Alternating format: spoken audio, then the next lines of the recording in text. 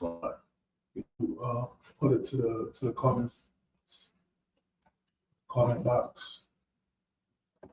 Oh, gotcha. We just check the feed. Might be live concerning Christ. Yeah, with me, just check the feed. Let's see. All right.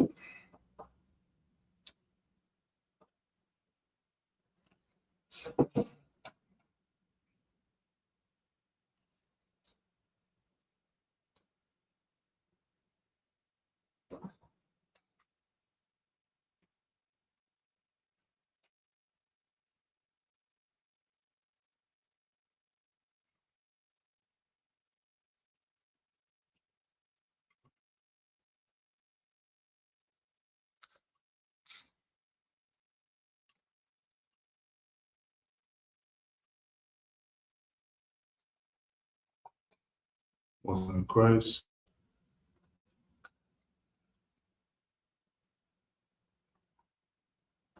Christ. Sounds good.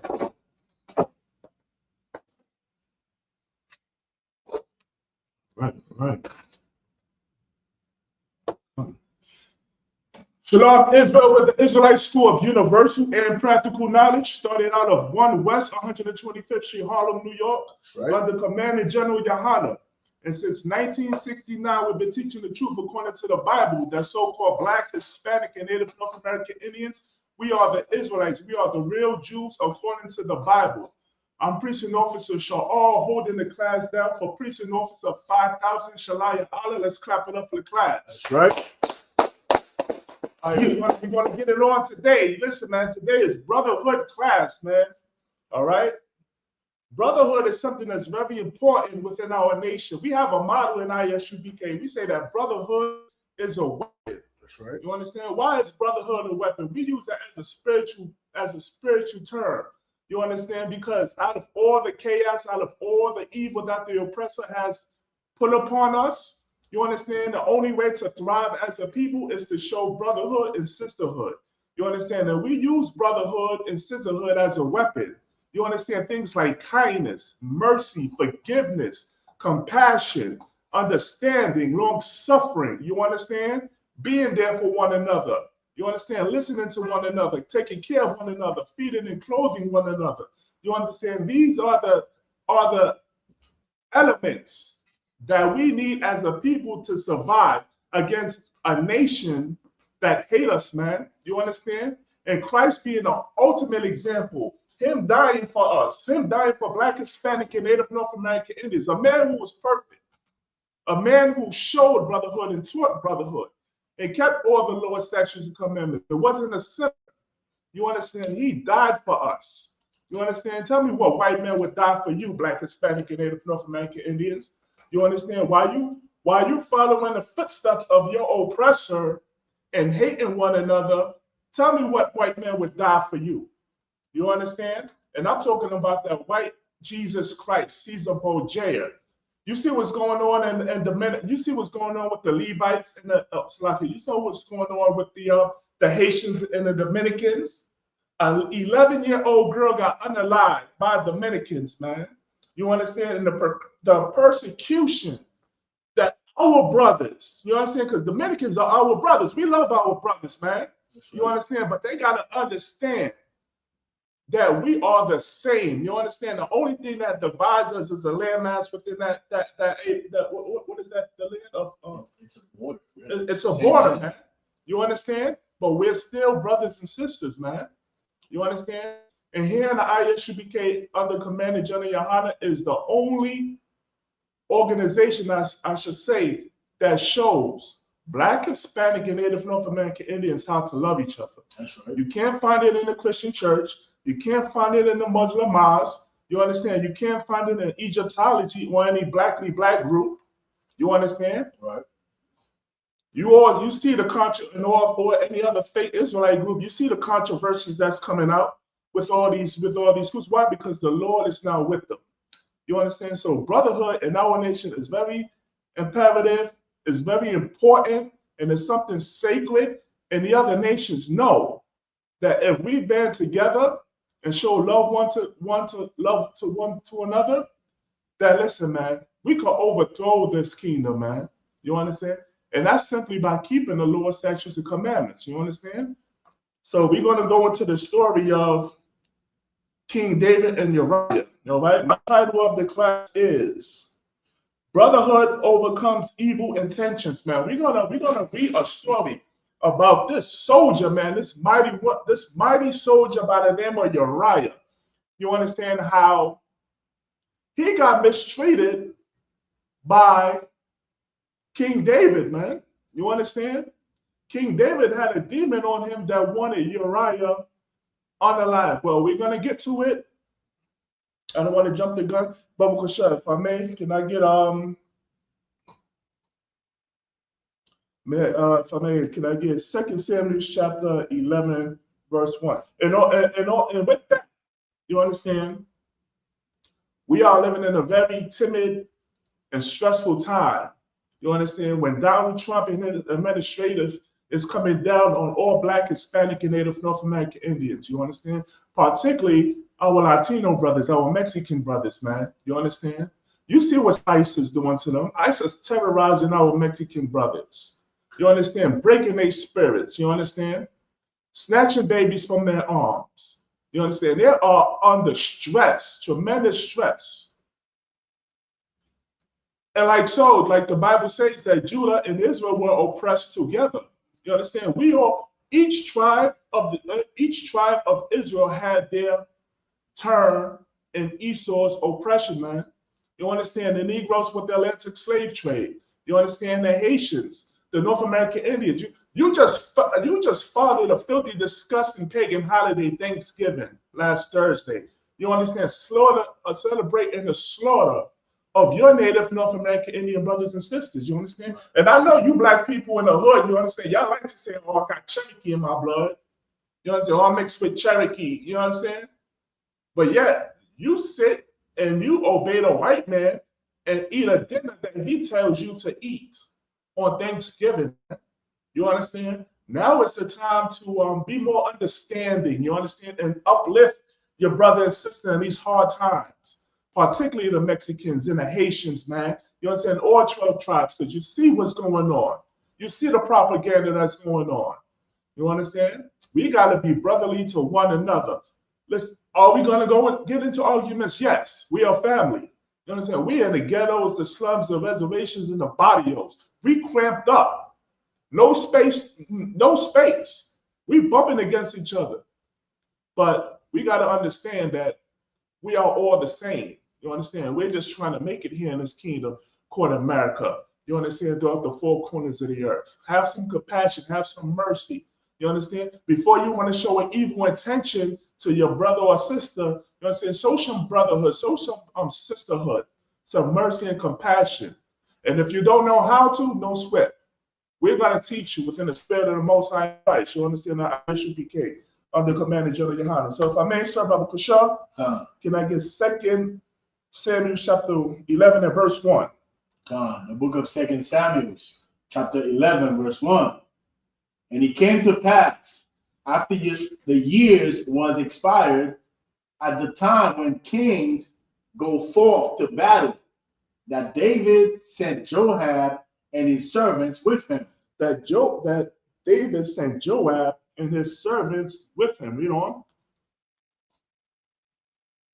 And all Israel, and they destroyed the children of Ammon. And they destroyed the children of Ammon. Ammon would be today known as biblically as today the Japanese. Read on.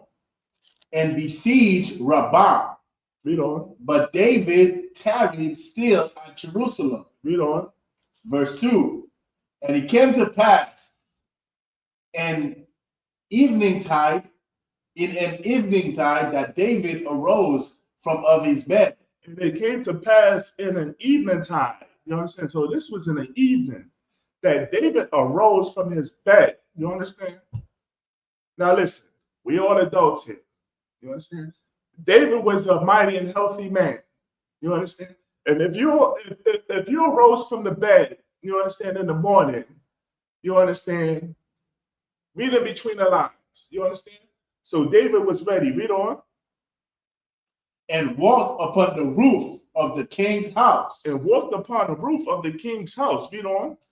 And from the roof he saw a woman washing herself. Now, David, early in the morning, you understand, he saw a woman washing herself. This woman was naked, washing herself. And David was looking upon her nakedness. Read on. And the woman was very beautiful to look upon. And this woman, she was very beautiful to look upon. You understand now, what is David going to do? Is David going to turn away and not look at her? You understand? Is David going to say, oh no, this is unlawful, I'm not supposed to be looking at this woman could be married. Right. Let me turn away from looking at this woman. You understand? David knew the Lord's statutes and commandments. Read on. Verse 3. And David sent and inquired after the woman. And David sent and inquired after the woman. So David sent one of his messengers and said, get some information on this woman, who this woman is, because after all, she's beautiful. So now David, you understand, he has that lust for her. He wants her. So he's sending a message to go seek after her. You understand who she belongs to? What's her name? What's her house? Read on. And one said, is not this Bathsheba, the daughter of Eliam, the wife of Uriah the Hittite? And one said, is not this Bathsheba? So this sister name was Bathsheba, the daughter of Eliam, the wife of Uriah. So she belonged to a man. Right. She had a husband, and that husband was named Uriah the Hittite. Now, don't get confused. You understand? We're not talking about an African. You understand? Uriah was an Israelite. Read on. Verse 4. And David sent messengers and took her. And David sent what? Messengers and took her. And David sent messengers and took her. Well, let's get this point straight. David knew who this sister was, Bathsheba was. You understand? She was the wife of Uriah. Now, however, David sent messengers to take her. Read on. And she came in unto him. And she did what? Came in unto him. Read on.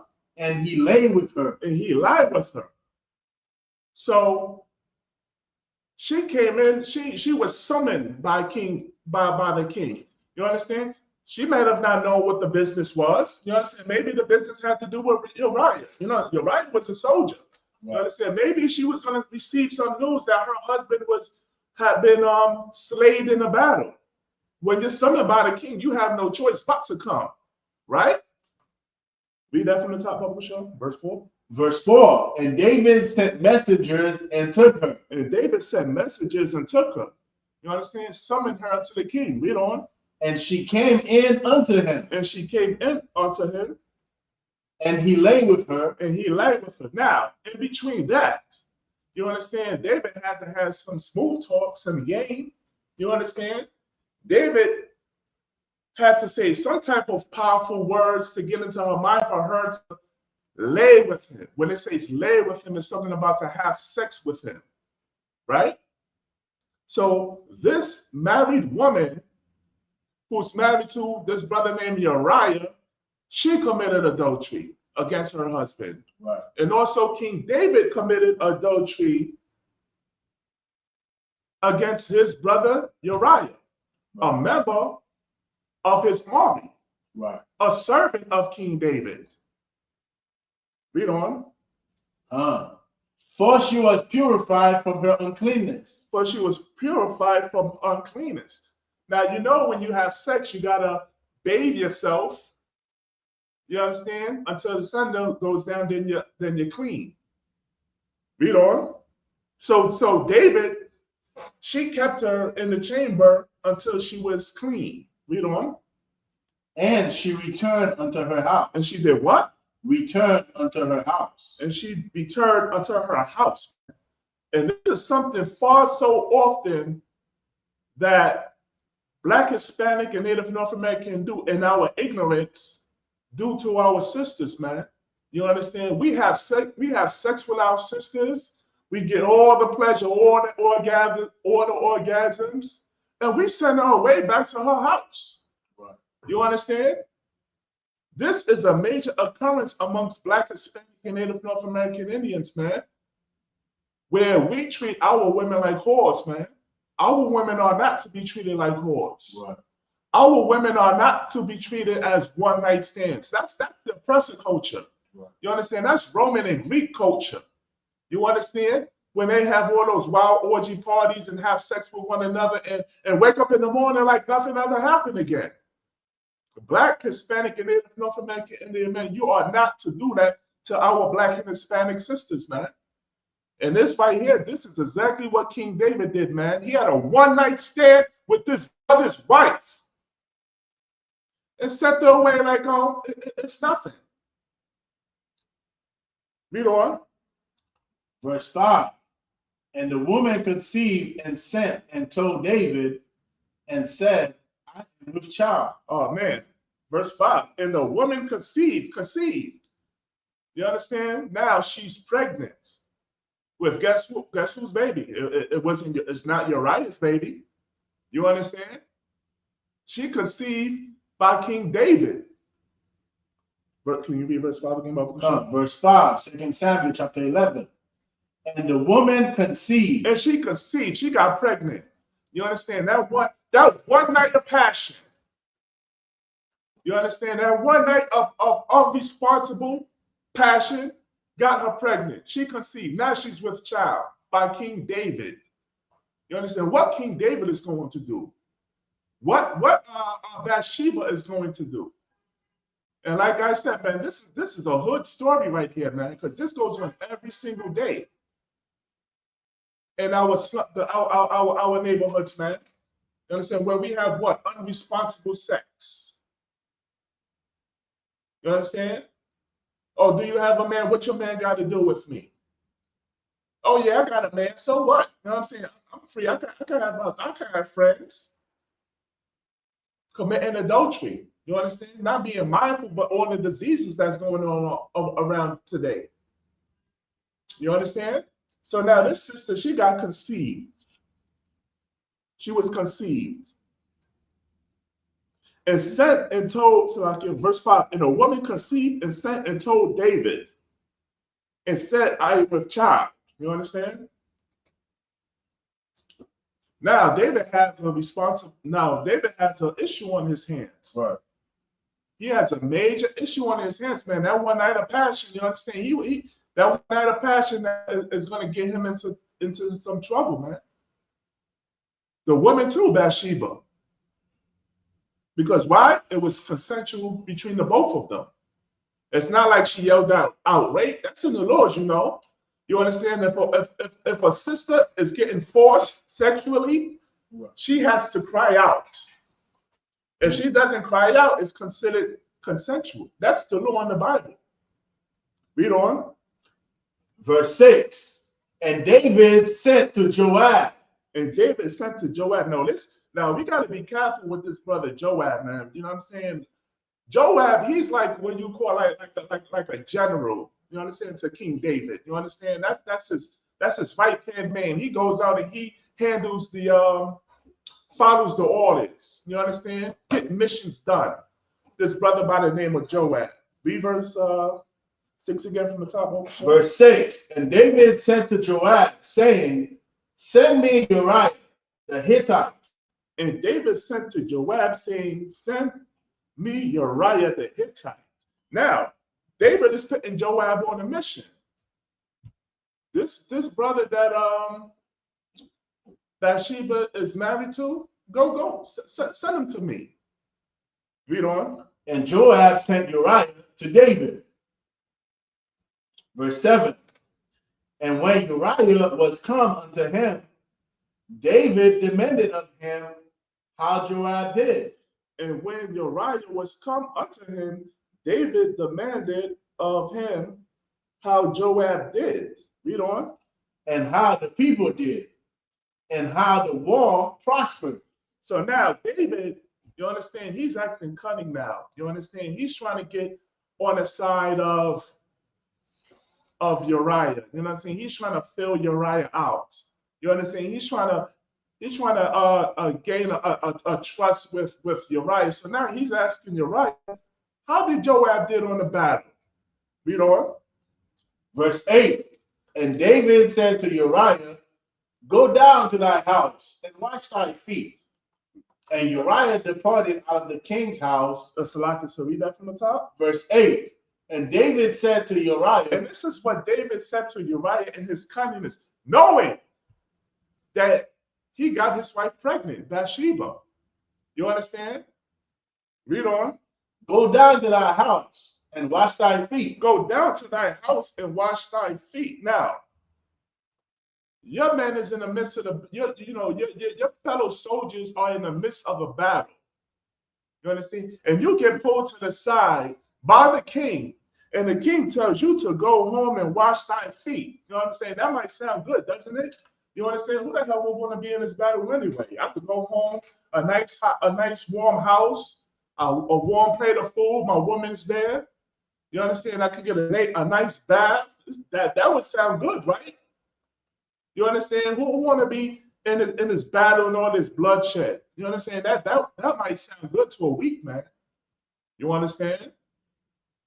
That might sound to that might sound good to a brother who's not fully, you understand, who's not fully into the brotherhood. Would you abandon your brothers? You understand? Why your brothers are on a battlefield? Where you just drop your sword just to have your own self-pleasure?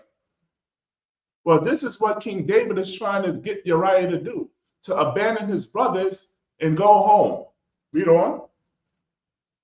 And Uriah departed out of the king's house. And Uriah departed out of the king's house. Now, what would Uriah do? You understand? Is Uriah going to take the offer? Is he going to say, sure thing, king, no sweat. Bet, thank you. You know what? I'll see you and the other brothers tomorrow on the battlefield. I'm going to take tonight off. The water, King David. Read on. And there followed him a mess of meat from the king. Read on. Verse 9. But Uriah slept at the door of the king's house with all the servants of his lord. Salakia. And there followed him a mess of meat from the king. And listen, King David also prepared all this meat for him. You understand? All this food. To what? To distract Uriah. But what Uriah did, read verse 9 again. Verse 9. But Uriah slept at the door of the king's house. Uriah did what? Slept at the door of the king's house. But Uriah slept at the door at the door of the king's house. But Uriah slept at the door of the king's house. Read on. With all the servants of his lord. With all the servants of his lord. Read on. And went not down to his house. Man, that's hardcore, man. You understand? He turned down that offer of pleasure. You understand? Of selfishness. You understand? From the king. Uriah, he slept at the door of the king's house with all his servants of his lord. He stayed with his brothers in battle. You understand? He stayed with his brothers at the king's door. He didn't return back to his home, to a warm bed, you know what I'm saying, food and his woman in a nice hot bath. He said, no, I'm going to stick with my brothers. And this is what Black, Hispanic, and Native North American Indians, this is what we got to do. You understand? As a nation, you understand? We got to stick with our Mexican brothers. We got to stick with our Haitian brothers. We got to stick with our North American brothers, our so-called Black, our Dominican brothers. You understand? All 12 tribes. You understand? We can't let Esau depart us and use propaganda to hate each other. We gotta follow what Uriah did, man. You understand? We cannot abandon our brothers and sisters in a time of need, man. You understand? In the 12 tribes of Israel, we are in the time of need, you understand, to help each other. Read on. Verse 10. And when they had told David, can I get verse 9 again? Sure. Verse 9. But Uriah slept at the door of the king's house. So he didn't depart. He didn't return to his house. You understand? He stayed. He kept the brotherhood. You know what I'm saying? He kept it one west, and he slept at the king's door with the servants. Read on. With all the servants of his lord, and went not down to his house. And he didn't go down to his house, man. He said, nah, man, I'm going to stay with my brothers. My brothers need me. Read on. Verse 10. And when they had told David, saying, Uriah went not down unto his house. And now they got word to the king that his plan didn't work. Uriah went down to his house. You understand? He showed brotherhood and stayed with his brothers despite what the king offered him. All that meat was offered him. Listen, if my brothers can't get this meat, you understand, this food, pause, this food, I'm not going.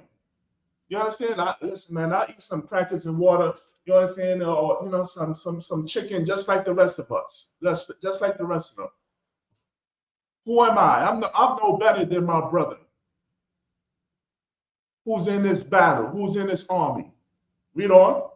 David said unto Uriah, camest thou not from thy journey? Why then didst thou not go down unto thy house? So now, David, he's baffled. He's asking, why haven't you went down to thy house? You understand? Because let me tell you something. Any selfish man will take that order, man. Any man, you understand, who's not in the brotherhood of Christ, would take that order, man. You know what I'm saying? Would abandon their brothers, would forsake their brothers, wouldn't think twice. You understand? Oh, well, what if my brother needed me? You know what I'm saying? You could have been there to save your brother's life. But yeah, you were at home enjoying a damn plate of hot food and your woman. You understand? And your cozy bed. Well, you could have been helping your brothers and saving your brothers' lives in battle. Read on. Verse 11. And Uriah said unto David, the ark and Israel and Judah abide in tents. The ark and Israel and Judah abide in tents. Read on. And my Lord Joab. And my Lord Joab. You understand? Uriah is even giving honor, you understand, to King David, second top man, Joab, calling him his Lord. Read on. And the servants of my Lord. And the servants of my Lord, read on. Are encamped in the open field. Are encamped in the open fields. They are encamped in the open fields. You understand? There's danger on every side outside the open fields, man. Anything could go down at a moment's notice. But Uriah chose to stay with his brothers, man. You understand? This is what Uriah is telling David as to why he didn't take the offer to go down to his house. Read on. Shall I then go into my house? Shall I then go into my house for my own self-pleasure? You understand? To what? To play some video games, you understand? Or maybe it's I get it. You miss your children.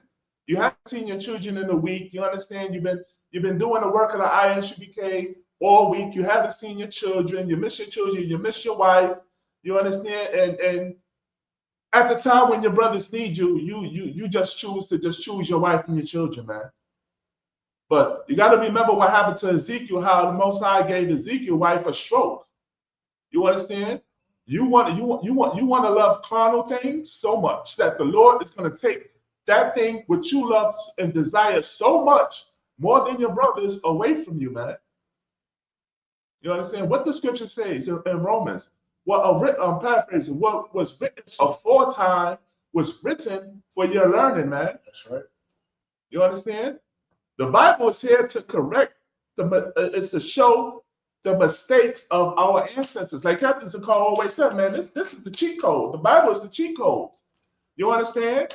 We should read this book and say, oh, you know what? Our ancestors made this, that, and that mistake. I'm not going to do it. You understand? What was written aforetime was written for our learning. Read on. Shall I then go into my house? Shall I then go into mine house? Read on. To eat and to drink. To eat and to drink. You understand? To get to be full and merry. You understand? And not have a worry in the world. To not have a concern on my brothers and sisters, you understand, that are in the battle. You understand? You started out the battle, right? You started out the battle with your brothers and sisters, but somewhere along the line, in the middle, when things get tough, you can't stick it out with your brothers. You understand? Your brothers and sisters. You understand? You're gonna leave your brothers and sisters because of a demon that popped into your head. You understand? When the school offers counseling for your thoughts, for your conflicted thoughts. You understand? The Bible says, don't lean upon your own understanding. This is what gets so many brothers and sisters out the truth, because you choose to lean on your own understanding when that thought pops into your head, man. And that thought will make you forget about all the good times, all the times that you war with your brothers. You understand? All the times that you shed blood, sweat, and tears with your brothers, all for a thought, for a feeling. You understand? That Satan pops into your head, man. So many brothers came and gone here in ISUPK. I witnessed it. Brothers dropped their sword and went home to their women, to their children, to their job. Read on, Brother Christian. And to lie with my wife. And to what? Lie with my wife. And to lie with my wife. You know what I'm saying? Who don't want to lie with thy woman, with thy wife? You understand? That's a man's pleasure. That's like probably one of the second top pleasure or third pleasure after serving the Lord and having brotherhood. But Uriah said to sleep with my wife? Nah, man. Nah, man. It's far important things for me to do. You understand? And what is Uriah doing? He's showing an example to his other brothers. He's showing an example to his other brothers, man. Can you imagine the other soldiers seeing that Uriah was offered to go down to his house to have food and sleep with his wife and have a nice bath? You don't think that these other brothers want to do that?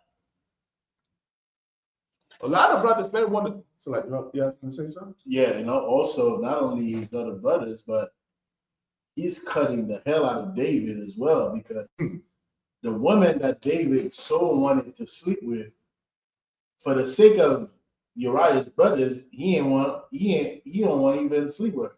Right. Because he's thinking about his brothers, but David was just thinking about that woman. Right. And he was so weak at this point. And that brother's spirit, was so on point that that demon was strong on David, man, and he was cutting the hell out of him. That's right. Cut on come. What you brought out is so heavy. You understand? In essence, Uriah is showing David brotherhood. Read on. As thou livest, and as thy soul liveth, I will not do this thing. Read on. Verse 12. So basically, he's saying, listen, King David. Listen, David. You understand? As my soul liveth, I'm not going to depart from my brother. You understand? Listen, I'm not going to depart from you, David. Meanwhile, Uriah don't know what the hell is going on. He don't know that David slept with his wife. He don't know that his wife is pregnant by King David.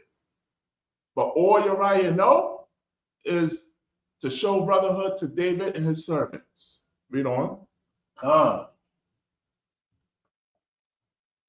And David said to Uriah, verse 12, tarry here today also. And Salakia, if I may,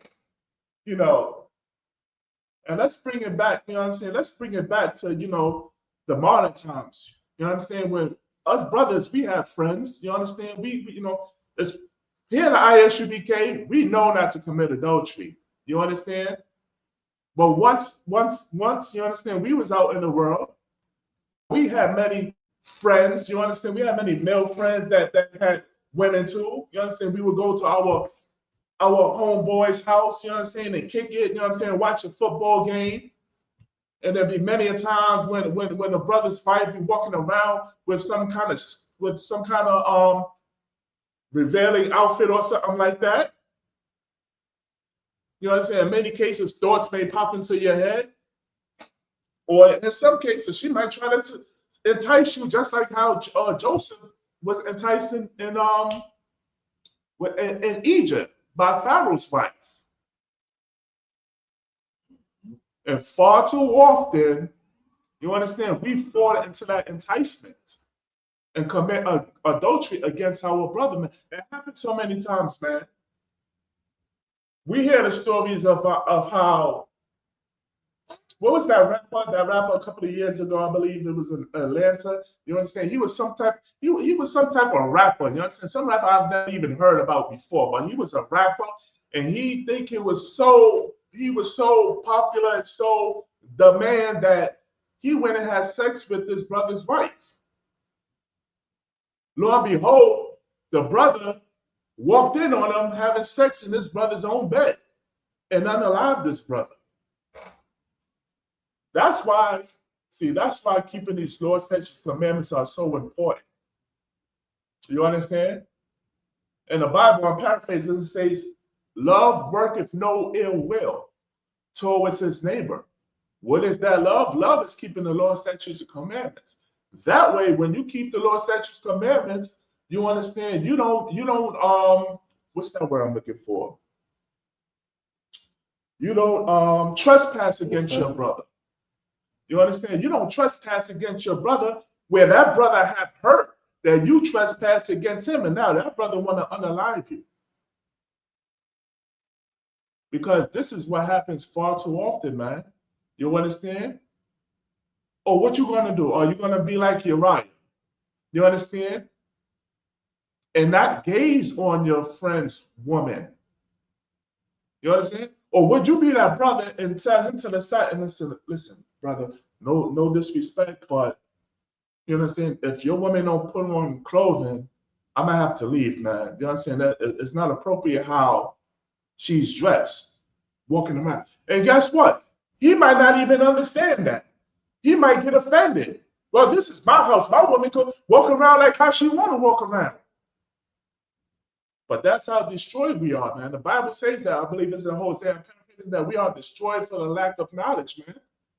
You understand? When the brother is simply trying to tell you, listen, this is a compromise. This is a situation that's uncomfortable. And you got to thank brothers like that. You got to respect brothers like that, man. Because a brother who's unbrotherly, he wouldn't have sex with your woman. You understand? Or a sister that's a whore, she's going to have sex with another man. Salaki, if you don't know for sure. What verse was trouble? Is that what you're talking about? I believe so. Trouble. He got unalived by this girl. I think he left them a week before. Mm-hmm. So it was fresh, and he had this rapper over at house, and the ex came and unalived them. You know what I'm saying? Stories like this go on every single day, man. Between Black, Hispanic, and Native North American Indians, man. Stories go on like this every single day. What verse we about to show? Verse 12. And David said to Uriah, tarry here today also, and tomorrow I will let thee depart. So Uriah abode in Jerusalem that day and the morrow. So now David, you understand? So now David, he's taking another approach, right?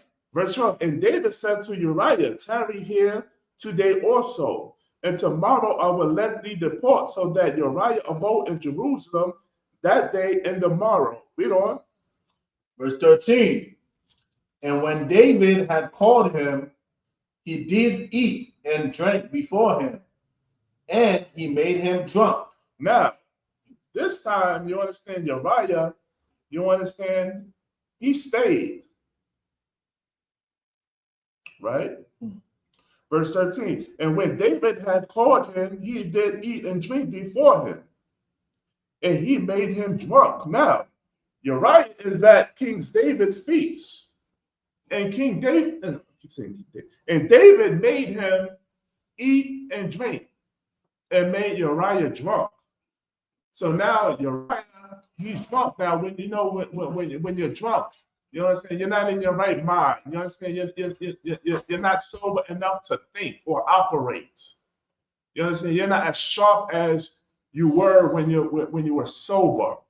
You understand your thoughts can't process. Read on.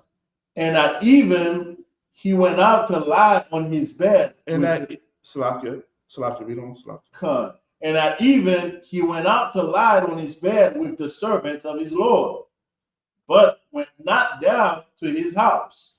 Now, this is heavy. You understand? Because now King David, he's still trying to get Uriah, you understand, to depart. Right? Verse 13, and when David had caught him, he did eat and drink before him, and he made him drunk. And at even he went out to lie on his bed with the servants of the Lord. So now, even in his drunkenness, you understand, you figure, oh, let me go to my bed, you understand, take a hot bath, you understand, and let me become sober. Let me sleep off this drunkenness that I'm in. But yet, let me go tear fire on my bread. Man. That's what David was hoping for. Right. He got him drunk so he could say, you know what, let me go home and tie fire on that, on my rib. Right. Right. But once again, you understand that brotherhood kicked in Uriah. He decided to still sleep with his servants, man.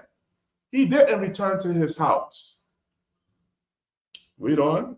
Come. Verse 15. It's 14. No, so like verse 14. And it came to pass in the morning that David wrote a letter to Joab and sent it by the hand of Uriah. And it came to pass in the morning that David wrote a letter to Joab and sent it by the hand of Uriah. Read on. Verse 15. And he wrote in the letter saying, set ye Uriah in the forefront of the hottest battle. Now, this letter said, set ye Uriah in the forefront of the hottest battle. Now, what is that talking about, man? That's talking about King David is setting up Uriah to be in the front of the battle. You understand? Just imagine, like you read, like, have you ever seen these movies, like these ancient movies, like what is it, like Gladiator? Medieval. Like medieval times. You understand, like Gladiator and things of that nature. Troy. You understand, where you would have rows of men in the army. You understand? Now when you're set in a front. You understand? You're gonna get the front the front. What is that word? You will get the front action of that war. You understand? All the swords swinging, all the cannons. You understand? The man in the front is usually the first to get unalived. Right. So now this is what King David is doing. He's setting Uriah up to be in front of and it says the hottest battle. You understand? That means the most extreme, the most sword swinging, bloodshed battle. Put Uriah in the forefront of that battle. Read on. And retire ye from him. And retire ye from him. And listen, and while he's in the forefront, you leave him there. Right. You understand? Now, do Joab have a conscience? You understand? Does this sound brotherly to me? Because now David is telling Joab to do something unbrotherly, man. You understand? I know if somebody told me to yeah, you know what? Don't talk to that brother. I'm gonna say, first of all, I'm going to acknowledge that you have a problem with that brother, and I'm going to say, go to that him and him alone and work that out. You understand? I'm not going to listen to your how can I put it? I'm not going to engage in a demon and have you try to make me look at that brother a certain way. You understand? You got to go to that him and him alone and work that out. But David is telling Joab to put Uriah in the front of the hottest battle and to retire from him, which means to leave him there. To what? To obviously what? To win the battle? No, it's to die, to get unalived. Read on. That he may be smitten. That he may be what? Smitten. That he may be smitten, slain. You understand? Read on. And die. And die. And what does that sound like? Does that not sound like the oppressor? You understand how he puts Black, Hispanic, and Native North American Indians in his wars? You understand, for us to get smitten first? You understand how he allowed allow women and the Black, Hispanic, and Native North American Indian women in the militaries and law enforcement to be smitten first? You know what I'm saying? This is a tactic that Esau does to Black, Hispanic, and Native North American Indians far too often. Right. To put us in the forefront. You understand? While the white man lives. While the white man don't catch the bullet first. Read on. Verse 16.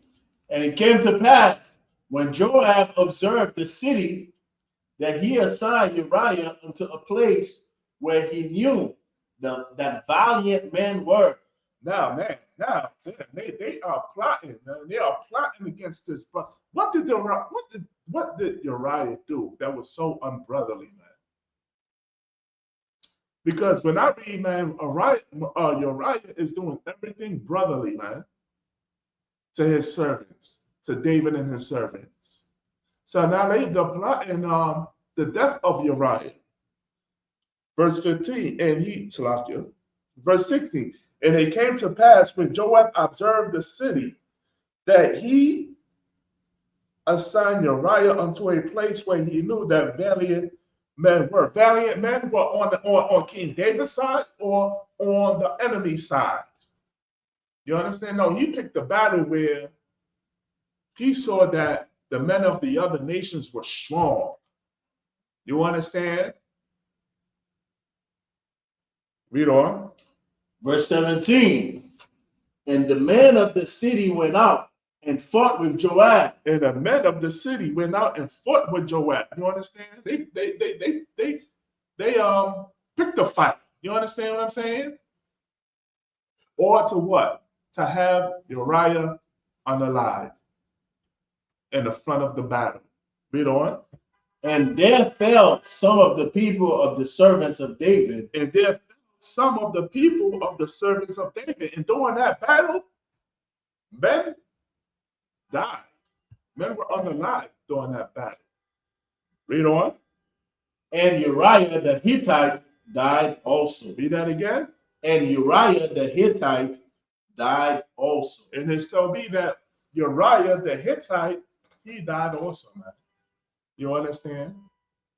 King David's mission was accomplished. Right. You understand? This is what King David wanted. And guess what? This is what King David got. Right. Or because what? Of a lust of a woman. Or because he could not control his flesh. Or because he couldn't say no to himself. He had to have this woman. What's her name? Bathsheba? Bathsheba. Huh? Bathsheba? Or because he wanted Bathsheba, man. This sister, who he was made aware that she had a husband, Uriah the Hittite. You understand? And in the night of passion or pleasure, or whatever you want to call it, she got pregnant. You understand? And then a lot of times, you understand, in that situation, you understand, you make haste in a time of trouble. Ecclesiasticus says, what? Make not haste in a time of trouble.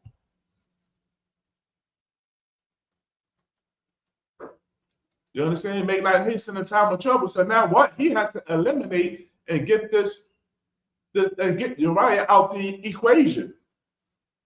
And the only way he could get Uriah out the equation is to lure him unto death. And he accomplished it, man. You understand? Meanwhile, Uriah, he stood by his side, stood by his servant's side, stood by Job's side. You understand? He never left during the battle. Where he was offered so many pleasures.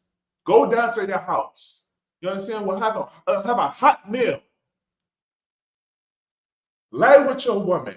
Have a hot bath, because your other servants are not getting this offer. You understand? Like when you're in the army, it's like Esau. You understand? You do tours. You don't get to go home. You understand? You got to stay out on the battle for probably what, 1 year, 2 years. You understand? The soldiers don't get to go home. But David, being the king, he told Uriah, listen, man, have a day off. But Uriah refused to, man, and slept and stood at the door of the king's house with his brothers. What more would you do when it comes down to your brothers? You understand? Would you bail on them? Would you forsake them? Would you run out on them? Just for some carnal pleasure? You understand? Just for some pleasure that's gonna last for what, 5-10 minutes? Right. You understand? Because guess what? Your brother lose his life can't come back. You understand? Your sister lose her life can't come back.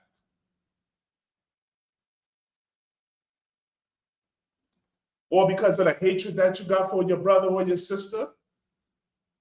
Black, Hispanic, and Native North American Indians, man, we got to get out the mindset of Christianity, man. Christianity told us to be selfish. Right. Christianity told us to think of ourselves first. What is that? What was that rap phrase? YOLO, you only live once. Living my best life. Living my best life. YOLO only live what? You only live once. Only live once. So I'm gonna go all out in my pleasures. Because that's exactly what it is. You're going all out in your pleasures. You're not keeping the Lord statutes commandments. You understand? You're eating pork chop, lobster, and shrimp. You're celebrating Thanksgiving. Now you're about to celebrate Christmas. You understand? A pagan holiday created by the white man has nothing to do with Black, Hispanic, and Native North American Indians. Matter of fact, they suffered during the times of these pagan holidays. But what are you going to do? You understand? You're going to submit to your own pleasure, your own self-will. Uriah was an example, you understand, on and the thing about this is, and the sad thing about this story is,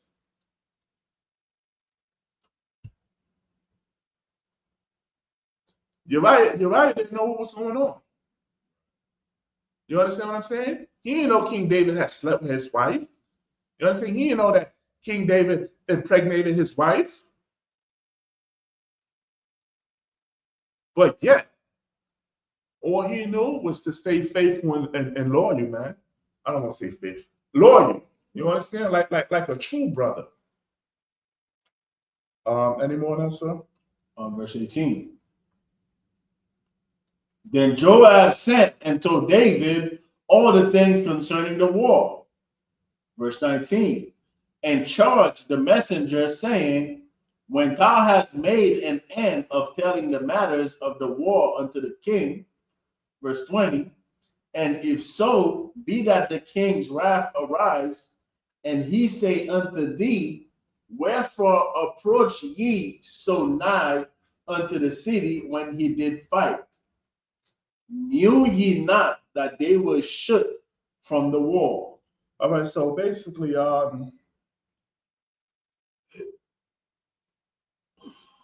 that's that on that. You understand? The moral of the story is that no matter what you go through, you understand? Always have love for your brother, because the thing is, if I may just go back to my title, brotherhood overcomes evil intentions. Uriah didn't know that King David had evil intentions against him. You understand? Did Uriah die? Yes, he did. You understand? But the most important thing is that the Most High knew that Uriah had brotherhood and love for David and his servants. You understand what I'm saying? He died going out a righteous man. Even though Uriah died, he showed an example. You understand? He cut David in the spirit. He showed his servants what brotherhood is. Even though Uriah died, you may say, "Oh, well, Uriah didn't win yet." Uriah, he got the win because he went out a righteous man. You understand? And now, when you read on in the story, you understand. The Most High is not going to allow David to get away with what he did. You understand? You could read on. You could read on and get the full story on your own time.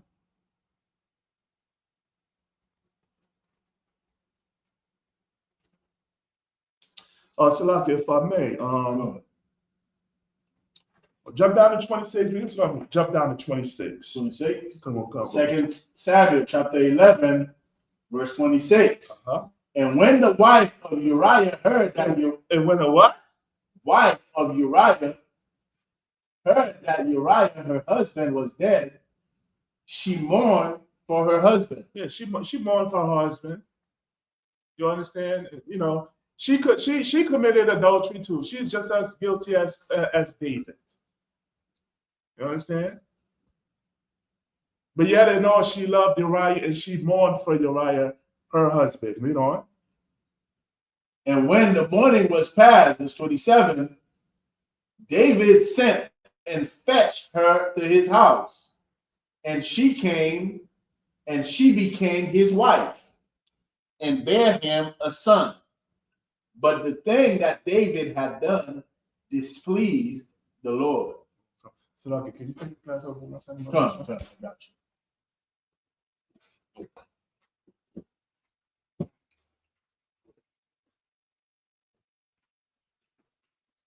Real quick, right?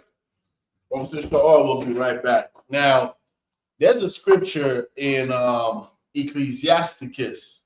I want to grab it real quick, right? In Ecclesiasticus, I believe it's Ecclesiasticus chapter 5, if I'm not mistaken, right? All right, it says this.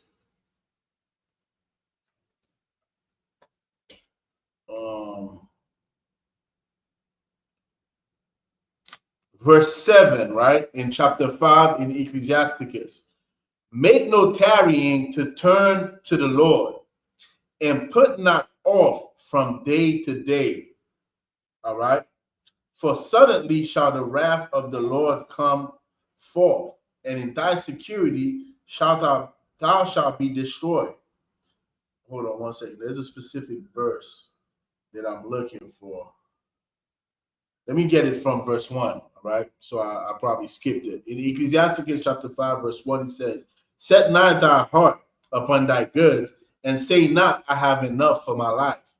Follow not thy own mind and thy strength to walk in the ways of thy heart. In that instance, right, David did not follow the law. The law, statutes, and commandments of God, we are to meditate on them. If you read Psalm 1, right, the Psalm of David, Psalm 1 tells you this. Meditate on the laws day and night. You know, when you meditate on the laws, what you are doing, your life Everything that you do is according to the laws, statutes, and commandments of God. When David woke up early that morning, right? He woke up and then he stepped and saw that woman. If he was meditating on the laws of God, right, he would not be looking at that woman with lust. Even if he saw that, damn, she was fine as hell. This happened. It happened. It happened to brothers. We might see a woman. It's like, damn, she fine. And that's that. You have to cut it right there, right? If you see a woman and you think she's fine as hell, do you know if she have a husband? You don't know if she has a husband. So because of that, you have to stop it. All right. She may catch your attention. It's gonna happen. Right. You see a woman with a big tail, it's in your face. You see it. Now, what you gonna do now? Are you gonna lust after that woman? Because the minute you see it and you do not meditate on the laws and statutes and commandments of God, what you're going to do is do exactly what David did. Right. Which is follow his own mind. Right. He did not meditate on the laws. Because when you meditate on the laws, it happens all the time. Right. You go outside in New York, man, even in the wintertime, the sisters don't have no clothes on. Right. Right. You know what I'm saying? It's cold as hell. And their tail is out there, their cleavages is out there. What you gonna do? You're just gonna lust after every butt that you see, after every cleavage that you see? No, we don't do that. We see the woman, they fine, all right, that's that. We are men of the Lord. There's a standard in which we are supposed to live by. Right. And we do that by meditating on the laws of God. And this is what he says here in Ecclesiasticus chapter 5. Follow not thy own mind. Do not follow your own mind. David followed his own mind. He saw that woman, she was fine as hell.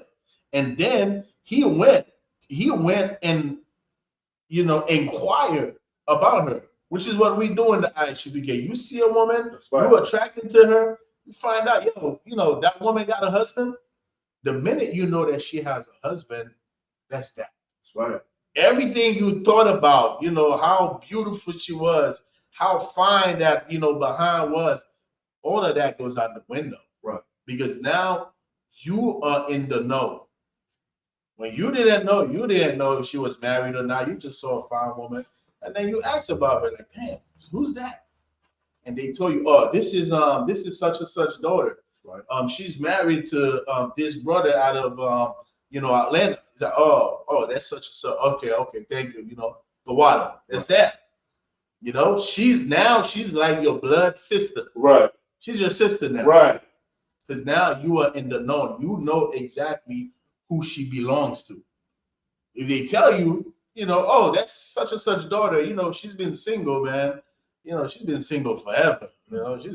Then you could go and talk to the father. I saw your daughter, man.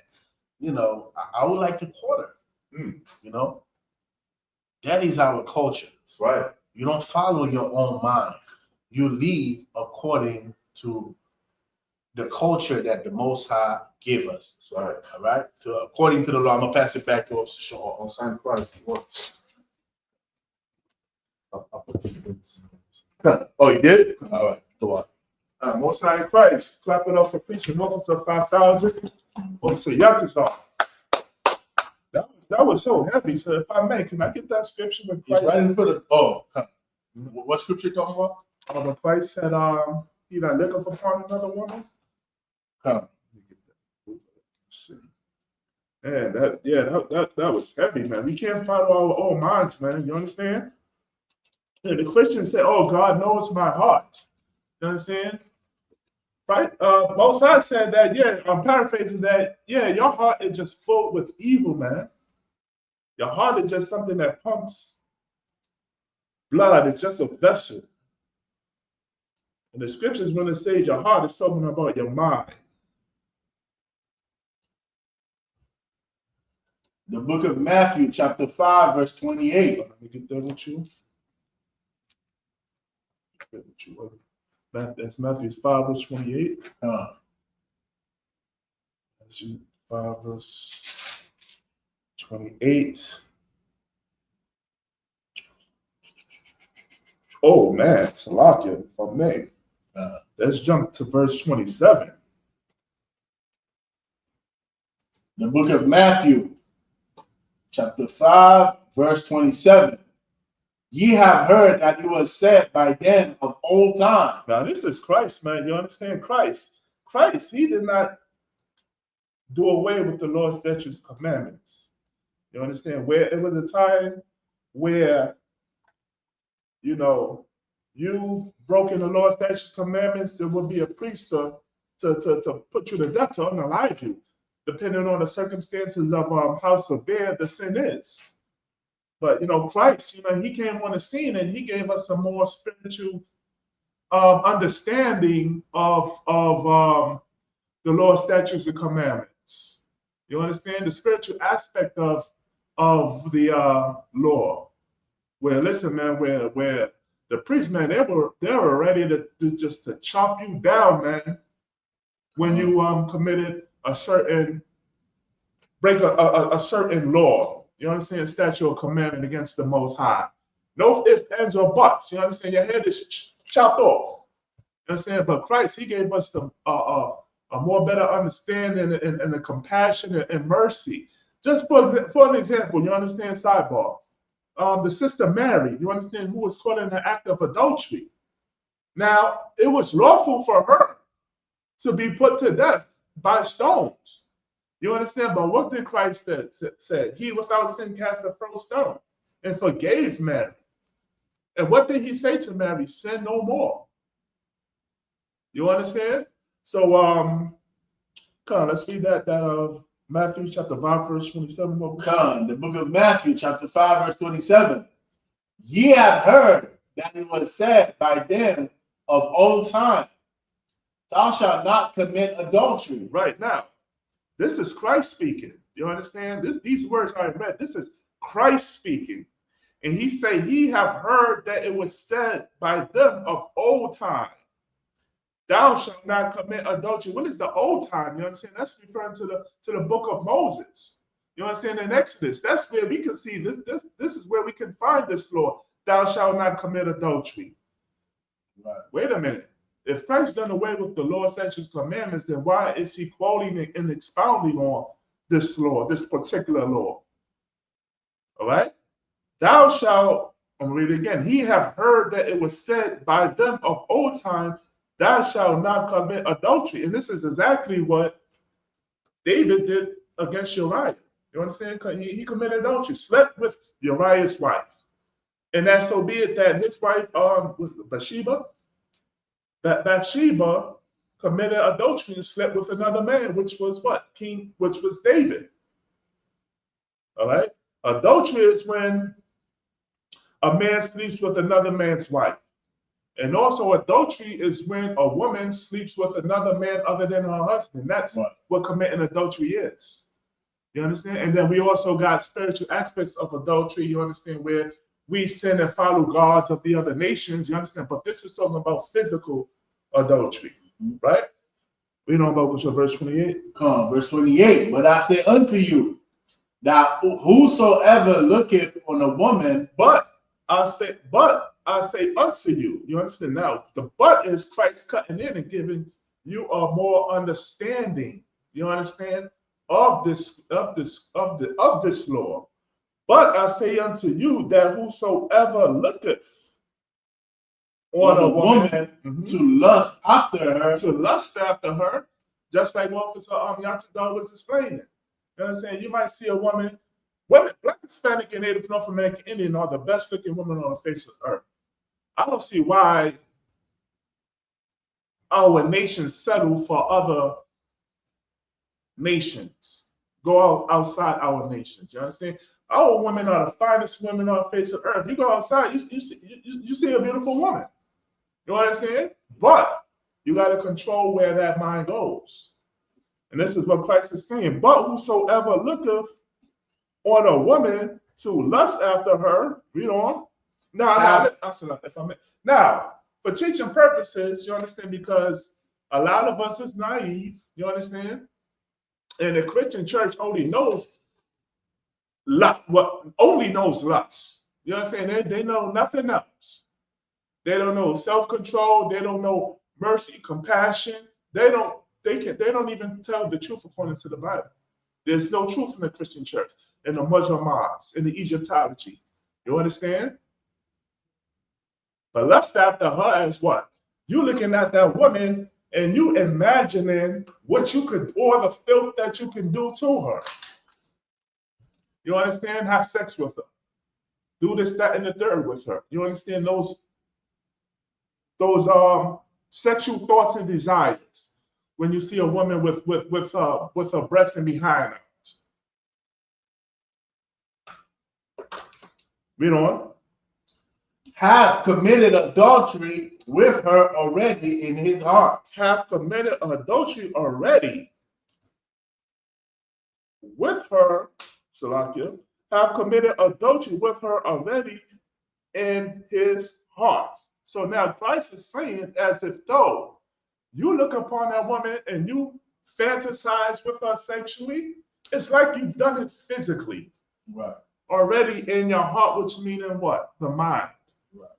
You understand? Why? Because that's where the demon started, in your mind. You understand? It doesn't start in your heart, it starts in your mind. You understand? And then it carries you to a place where if you don't have control over your mind, you're going to have sex with another man's wife, just like how David did to Uriah. You understand? You're going to become jammed up. And God. and if I may, real quick, right? David, at the point that he lusted is when he find out, when he asked about her, and he find out who she belongs to, and still Right. sent for her. Right. He committed adultery right there. That's when he committed the adultery. Right. He didn't commit the adultery when he woke up in the morning and he saw that beautiful woman, because she was beautiful to look upon. He saw her, and then he went and asked, "Who's that woman?" And they told him, "Oh, that's such and such wife." Right. And he committed adultery because he said, "Go get her for me." That's hardcore. Because he was lusting after her. He did it at this point. He had the opportunity to not sin. That was the demon. That was the point where you either take on that demon or you fight the demon. Right. That was the point. And David did not fight that demon. That demon overthrew him. Right. And then he fell for it, and he said, "Go get her." Right. Because in his mind, he already committed adultery. That's right. Yes, sir. Man, that was heavy. That was hardcore. If I may, can I get John chapter 15, verse 13? You understand? We're going to read what type of spirit this brother, you understand, this valiant brother, this honorable brother, you understand, this loyal brother, Uriah had. We're going to read it in John chapter 15, verse 13.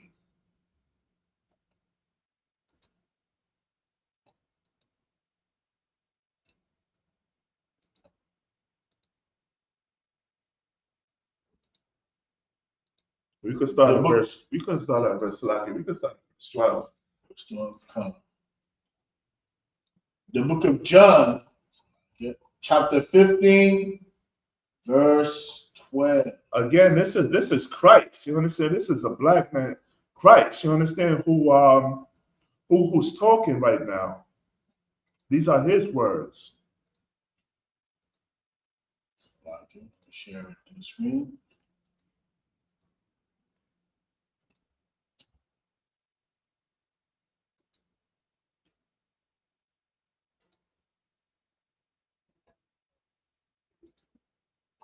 The book of John, chapter 15, verse 12.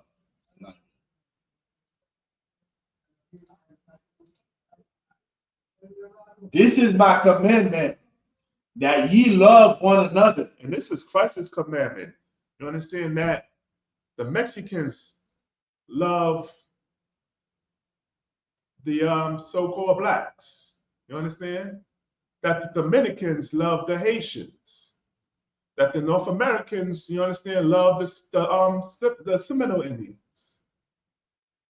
that the West Indians love the Puerto Ricans. You understand what I'm saying? Christ commanded that the 12 tribes of Israel, Black, Hispanic, and Native North American Indians, love each other. This is a commandment from Christ himself. You understand? In the face of all this evil that Donald Trump and his empire is pouring down on our people, you understand? We got to combat their evil with us loving each other, like how Christ said. You understand? That's the only way, you understand? One of the ways how to build up a kingdom, man, is to come back to your nation and love your brothers and sisters, Black, Hispanic, and Native North American Indians.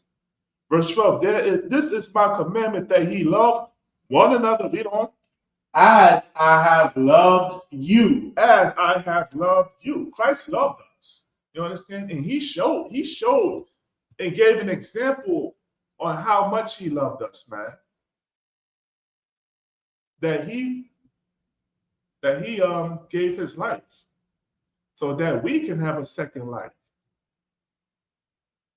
And what is that second life? That second life is just not living, day to day carnally. You understand? That life is law, statutes, and commandments. Keeping these law, statutes, commandments. That's what the real life is about.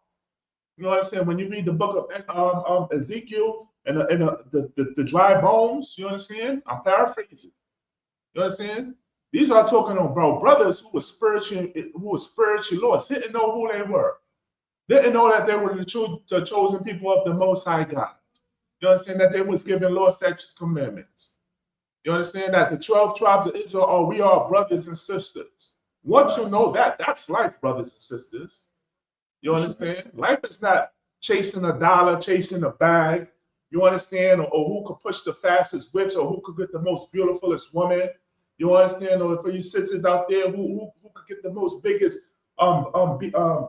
the BBLs. You understand? Who could chase the bag? That's not life, man. You understand? That's not everyday living, man. You understand? But life is keeping these law, statutes, commandments. Coming to your nation, following what? Serving the Sabbath, Passover, Feast of Unleavened Bread, of first fruits, Purim, Hanukkah, the feasts of the high holy days and the feasts of the Lord. The Lord has high holy days. Slack, read on, book show. Come. Verse 13.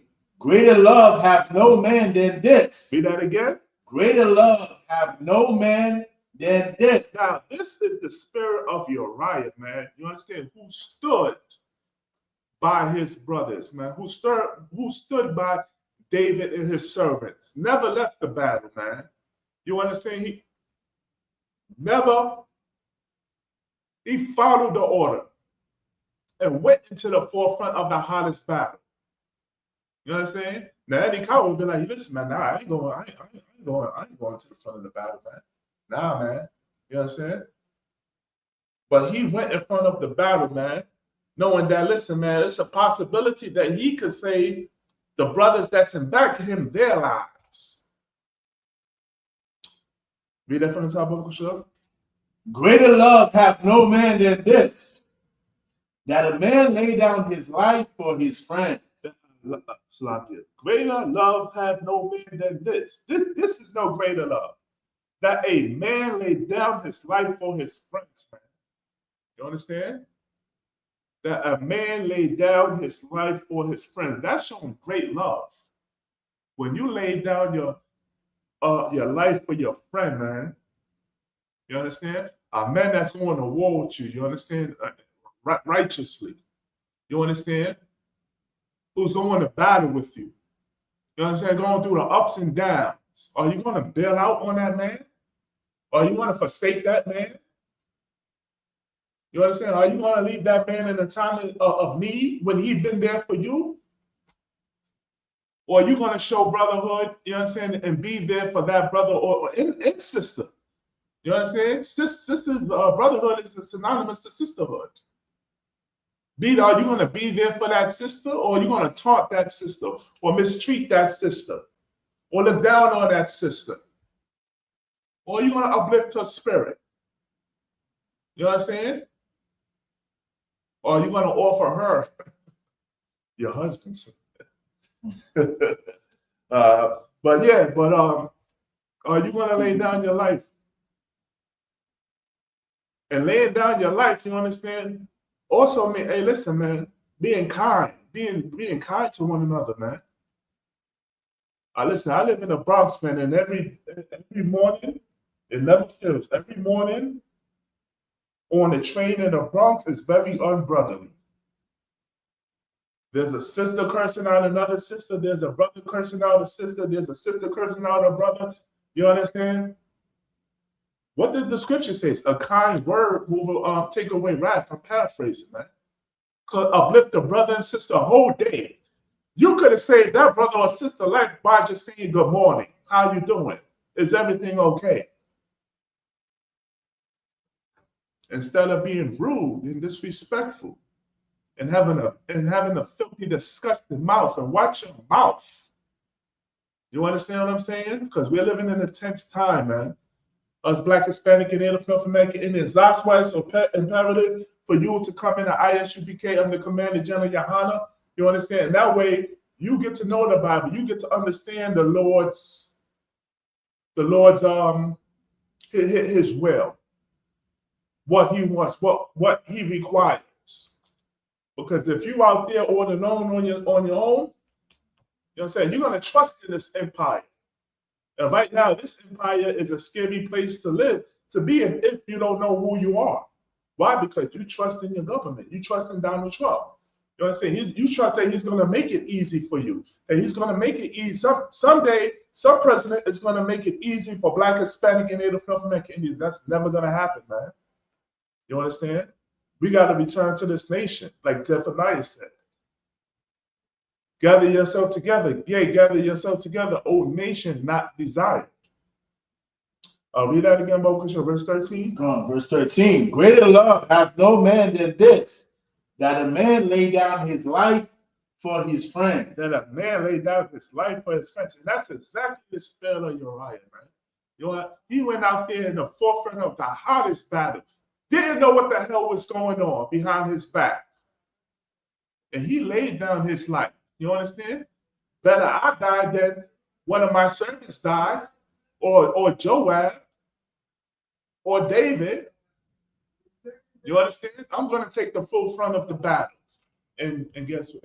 And unfortunately, you understand, Uriah, he died, but you understand, in the spirit, he was victorious because he showed King David, Joab, and his servants what brotherhood is. All right? Let's go to First Maccabees chapter 3. First, let me see. I'll get there with you. First Maccabees chapter 3, and let's start at. Oh man, let's start at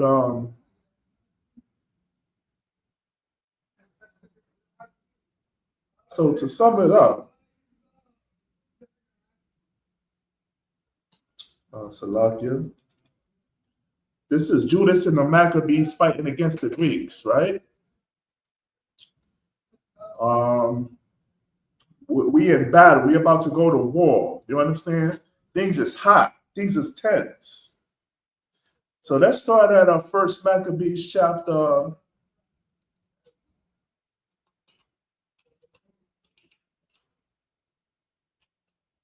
52. Let's start at verse 52. First Maccabees chapter 3, verse 52. We're gonna start at verse 52, if I may.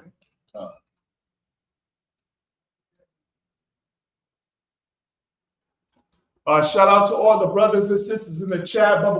Make sure you share this class to the world, man. You understand? Share this class to all your streaming platforms or your social media platforms. class. Make sure you like the class. Make sure you subscribe to these channels and share this class throughout the world. You never know. You may save a brother or sister life when you share the classes of the ISUBK under Commander General Yohana. Right. You understand? You sharing these classes is showing brotherhood and sisterhood. Someone out there needs help. Somewhere out there needs to hear this word, this truth. Right. According to the Bible. Don't be selfish. I know you got Facebook. I know you got Instagram. All you got to do is just tap and share, and that's it. You understand? And you saved a brother or sister life. Right? O Son in Christ. The book of 1 Maccabees, chapter 3, verse 52. And lo, the heathen assembled together against us to destroy us. Yes, you understand? The oppressor wants to destroy Black, Hispanic, and Native North American Indians. They are assembled against us, like how it says in Psalms chapter 83. You understand? They don't want the name of Israel to be no more in remembrance. The same how it is today, the same how it is in the ancient times, the same how it was in the ancient times, the same how it is in modern times. You understand? And these brothers, Judas and his brothers, are fighting against the Greeks. You understand? Read on. What things they imagine against us, thou knowest. What things they imagine against us, thou knowest. You understand? Listen, man, they want Mexicans out of this, what is it? America. You understand? They want the Haitians out of America. Soon they're gonna want the so-called blacks and Negroes out of America, man. You understand? Soon Donald Trump is gonna want only white people in America, man. You understand? He wants to put us back in slavery, in chains and shackles. You understand? Just can you imagine you understand the thoughts that they have against us, which are shown every day through what? Police brutality, ICE. You understand? Wicked imaginations. You understand? Them putting the LGBTQ, you understand, into our school system. Read on. Verse 53. How shall we be able to stand against them except thou, O God, be our help? It may seem hard. You understand? It may seem like we have no help. How can we stand against them, man? You understand? They got the Army, they got the Air Force, they got the Marines, they got the Navies. You understand? They got tanks and missiles and nuclear weapons. You understand? How can we stand law enforcement on our back? They got ICE. How can we stand against such a people that's so great an army? Read on. Salakia, can you read that again, Baba Kasha? Verse 53. How shall we be able to stand against them except thou, O God, be our help? I know it's hard in the ghettos, the slums, and the reservations. You understand? We're underpaid. You understand? We're the first to get hired. Salakia, we're the first to get fired. Last to get hired. You understand? Health insurance is increasing. We still got gangs in our neighborhoods. We still got drugs in our neighborhoods. We still got abortions in our neighborhoods.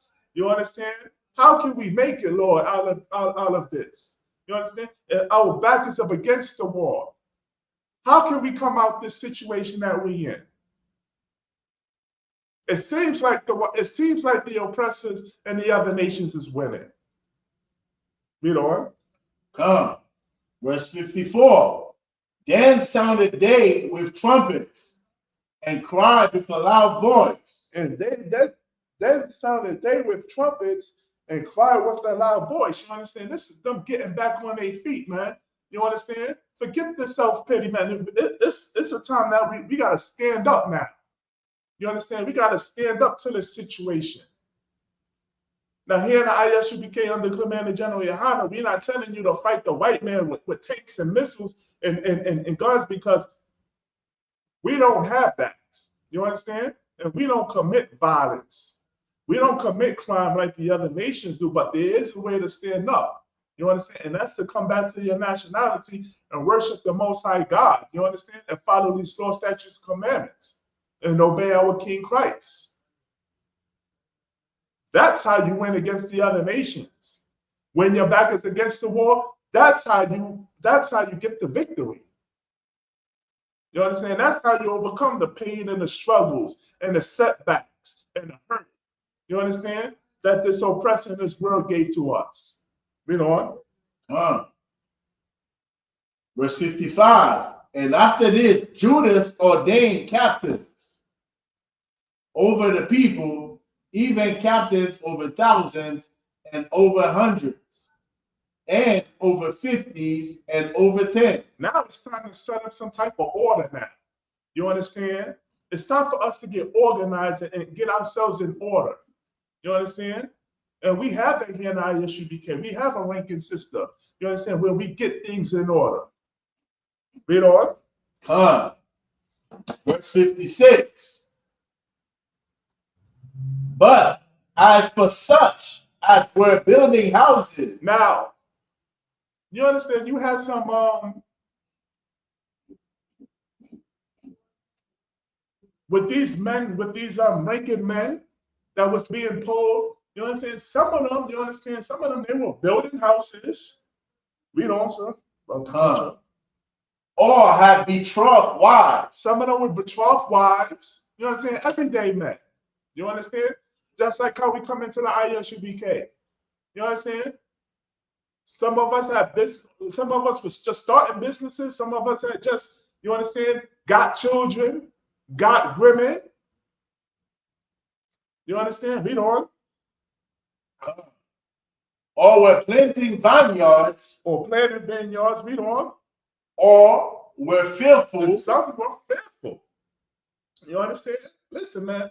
If you scared, you understand, if you nervous, you understand, if you feel like you can sacrifice, you understand, and put your spirit into the battle, read on. Those he commanded that they should return. Every man to his own house. Every man to what? His own house. Every man to what? His own house. Every man to his own house. You understand? Didn't King David try to get Uriah to return to his own house? But Uriah, man, you understand that this is the spirit of Uriah. Uriah, he didn't return to his own house, man. He said, nah, man, I'm going to stay with my brothers, man. You understand? Hey, listen, you fearful? There's nothing wrong with that. You got a woman. Nothing wrong with that. You put in a vineyard, you put in a house. We understand that. You could go return to your house, man. Well, we'll have some other brother that will fill in your shoes. No sweat. You know what I'm saying? Verse 57. So I could read that last part. We could start at verse 56 from the top of. Verse 56. But as for such as were building houses. Some were building houses. Or had betrothed wives. Some even betrothed wives. Or were planting vineyards. Planted vineyards, gardens, read on. Or were fearful. Or were just plain fearful, man. They didn't have the spirit to fight in a war. Read on. Those he commanded that they should return, every man to his own house, according to the law. According to what? The law. According to the law. Hey, listen, this was lawful, man. If you are unable to do it, no sweat. It's better you return to your house than for you to be faint at battle. You understand? Cause another brother's life to be lost. No problem. You understand? But guess what? You're right. He never returned to his house, man. You understand? He stood at the battle with his brothers. And so much that he lost his life. Read on about Bashar. Verse 57. So the camp removed and pitched upon the south side of Emos. Read on. Verse 58. And Judah said, arm yourselves and be valiant men. Arm yourselves and be valiant men. Men with courage. You understand?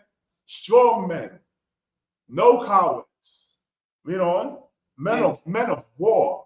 Read on. And see that ye be in readiness against the morning. And be prepared to go into battle in the morning. Read on. That we may fight with these nations. That we may fight with these nations. You understand? These other nations. You understand? Every morning it's a battle. Waking up every morning is a battle when you wake up. You understand? That's why we have a motto that says what? Life is about warfare. You understand? Waking up in the morning is about warfare. Going to work is about warfare. You understand? Taking care of your wife and your children is about warfare. Everything is about warfare. You understand? Read on. That are assembled together against us to destroy us in our sanctuary. Because this world is ready to destroy Black, Hispanic, and Native North American Indians, man. The demons that come in your mind is ready to destroy us. You know what I'm saying? Hey, listen, man, people that you love, your mother, your father, your daughter, your son is ready to destroy you. Life is about warfare, man. You got to be prepared. You got to understand what you're getting yourselves into. Read on. Come on. Verse 59. For it is better for us to die in battle. For this what? Better for us to die in battle. For it's better for us to die in battle, man. Uriah had the spirit that it would be better for him to die in battle than to what? To go home and have self-pleasure. Go home to sleep in a warm bed, a warm, cozy bed. You understand? To tear fire to his wife, to have food. You understand? You don't think his other men desired that too? His men wasn't given the opportunity to get that. Only Uriah.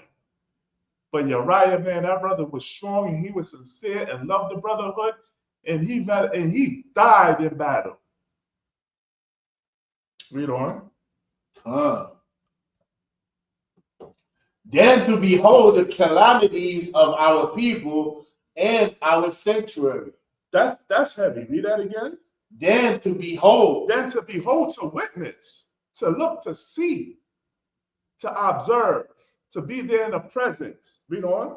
The calamities. The calamities, the downfall. You understand? The pain, the hurt, the trottenness. You understand? The overcoming of who? Of our people. Of our people. Read on. Our sanctuary. In our sanctuary. Our people, our nation, and our sanctuary. Just to stand there and let it go to waste. You understand? Just like your Christian church. Your Christian church stands there and lets you go to waste.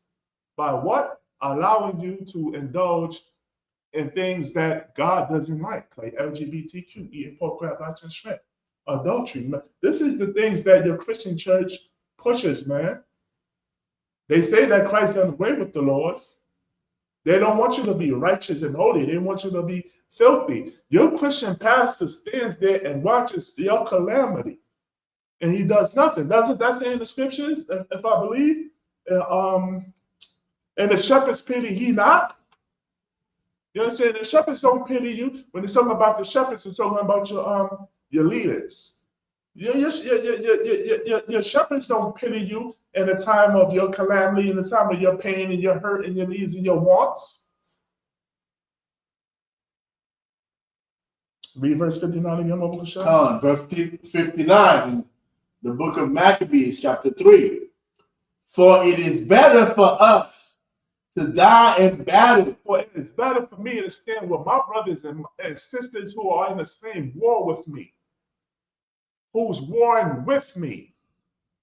Read on. Then to behold the calamities of our people and our sanctuary. And just, it's better for me to die, you understand, than to watch my people fall, to watch my temple, my worship place get destroyed, to watch my homeland get overthrown. It's better for me to die. You understand? At least I fought. At least I did something. At least I didn't cow it out. Right? And this is the spirit of Uriah.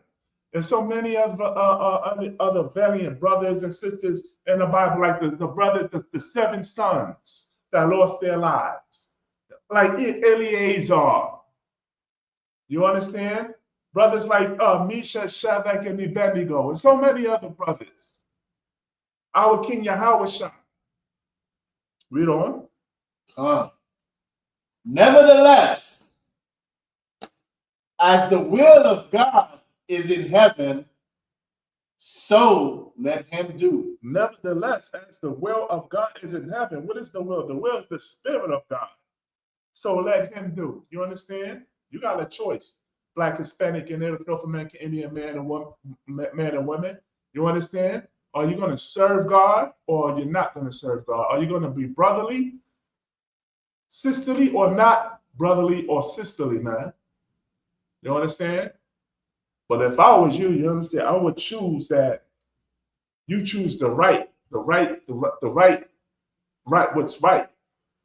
And love your brother and love your brother and your sister as thyself. And with that, I'm Priest and Officer Sha'ar. I'm going to pass the class over to Priest and Officer 5000, Officer Yatazar. Most High Christ. Clap it up for the class. Christ. Individual. Imagem, which means to stand. We're going to give one courtesy salute. Man of Israel. Imagem Shabbat. Imagem Barak. Yahweh Ba'Hashem Yahweh Shah Barak Atam. Yajim Matah. We're going to give one courtesy salute to the sisters. Sisters, Imagem. Men of Israel, Imagem Shabbat. Imagem Barak. Yahweh Shema Alatan Ba'Hashem Yahweh Shah. Yajim Matah. Dismiss. You.